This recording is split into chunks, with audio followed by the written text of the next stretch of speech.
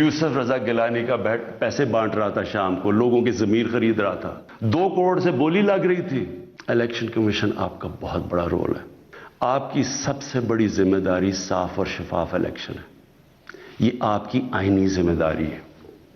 پہلے تو مجھے یہ نہیں سمجھ آئی کہ آپ نے عدالت میں کیوں جا کے کہا کہ جی خفیہ بیلٹ ہونی چاہیے۔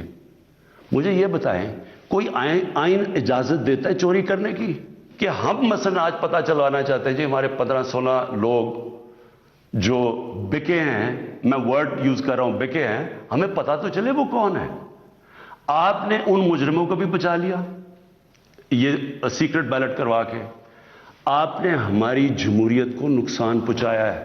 ساری ایجنسیز آپ کے نیچے ہیں، سب کے سامنے یہ تماشا ہوا۔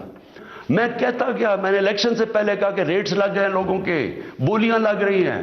کیا وجہ تھی کہ آپ 1500 بیلٹس کے اوپر کوئی ایک بار کوڈنگ نہیں کر سکتے تھے؟ نے تو پوری طرح ایک موقع دیا ملک کی جمہوریت کو ڈسکریڈٹ کرنے کے لیے۔ جو آپ نے ملک کی موریلٹی، اخلاقیات کو نقصان پہنچایا ہے کہ یہ جو اوپن ہارس ٹریڈنگ ہو رہی ہے، کیا اس سے فرق پڑا؟